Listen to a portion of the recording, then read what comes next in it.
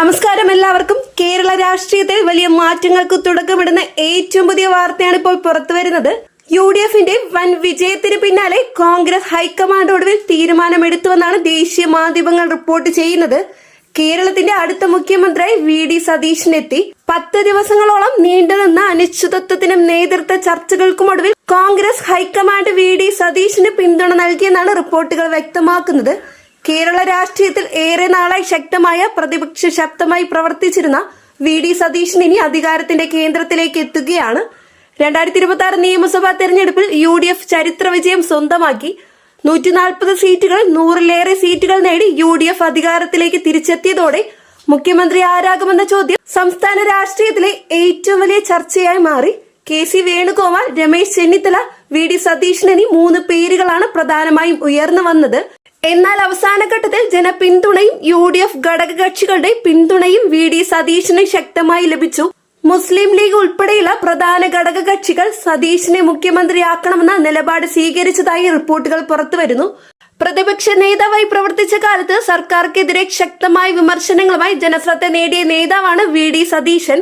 സ്വർണ്ണക്കടത്ത് കേസ് മുതൽ AI camera വിവാദം വരെ നിരവധി വിഷയങ്ങളിൽ അദ്ദേഹം സർക്കാരിനെ പ്രതിരോധത്തിലാക്കാൻ കഴിഞ്ഞിരുന്നു.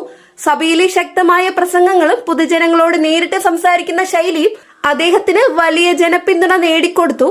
കോൺഗ്രസിനുള്ളിലെ തലമുറ മാറ്റത്തിന്റെ പ്രതീകമായിട്ടാണ് VD സതീശന്റെ ഉയർച്ചയെ പലരും വിലയിരുത്തുന്നത്. യുവജനങ്ങൾക്ക് കൂടുതൽ അവസരം നൽകുന്ന നേതാവ്, പുതിയ രാഷ്ട്രീയ ശൈലി കൊണ്ടുവരാൻ ശ്രമിക്കുന്ന വ്യക്തി എന്ന രീതിയിലാണ് അദ്ദേഹത്തെ പാർട്ടി അവതരിപ്പിക്കുന്നത്. ഇപ്പോൾ കേരള ജനങ്ങൾ കാത്തിരിക്കുന്നത് പുതിയ മന്ത്രിസഭയുടെ രൂപീകരണത്തിനാണ്. ആരൊക്കെയാകും മന്ത്രിമാർ, ധനകാര്യം ആരുടെ കൈകളിലേക്ക്, വിദ്യാഭ്യാസം, ആരോഗ്യം, ക്ഷേമ പദ്ധതികൾ എന്നിവയിൽ എന്തെല്ലാം മാറ്റങ്ങൾ വരും, സാമൂഹ്യ സുരക്ഷാ പെൻഷൻ വർദ്ധിപ്പിക്കുമോ, സ്ത്രീകൾക്കും യുവാക്കൾക്കും പുതിയ പദ്ധതികൾ ഉണ്ടാകുമോ എന്നിങ്ങനെ നിരവധി ചോദ്യങ്ങളാണ് ഉയരുന്നത്. സ്ത്രീ സുരക്ഷാ പെൻഷൻ, തൊഴിലവസരങ്ങൾ, യുവജന പദ്ധതികൾ, സർക്കാർ നിയമനങ്ങൾ, ക്ഷേമ പദ്ധതികളുടെ കുടിശ്ശിക എന്നിവയിൽ വൻ പ്രഖ്യാപനങ്ങൾ ഉണ്ടാകുമെന്നാണ് ഇപ്പോൾ സോഷ്യൽ മീഡിയയിലും രാഷ്ട്രീയ വൃത്താന്തങ്ങളും ചർച്ച നടക്കുന്നത്. സാധാരണ ജനങ്ങൾക്ക് കൂടുതൽ പ്രയോജനപ്പെടുന്ന രീതിയിൽ പുതിയ സർക്കാർ പ്രവർത്തിക്കുമെന്നാണ് UDF പ്രവർത്തകർ പ്രതീക്ഷിക്കുന്നത്. അതേസമയം മുഖ്യമന്ത്രി പ്രഖ്യാപനത്തിലുണ്ടായ വൈകിപ്പിക്കൽ കോൺഗ്രസിനുള്ളിൽ വലിയ സമ്മർദ്ദം സൃഷ്ടിച്ചിരുന്നു. വയനാട് ഉൾപ്പെടെ പല ഭാഗങ്ങളിലും പ്രതിഷേധ പോസ്റ്ററുകളും സോഷ്യൽ മീഡിയ വിമർശനങ്ങളും ഉയർന്നിരുന്നു. എന്നാൽ ഒടുവിൽ തീരുമാനം വന്നതോടെ UDF ക്യാമ്പിൽ ആഘോഷങ്ങൾ ആരംഭിച്ചു. VD സതീശൻ മുഖ്യമന്ത്രിയായാൽ കേരള രാഷ്ട്രീയത്തിൽ വലിയ ശൈലി മാറ്റം ഉണ്ടാകുമെന്നാണ് രാഷ്ട്രീയ നിരീക്ഷകർ വിലയിരുത്തുന്നത്.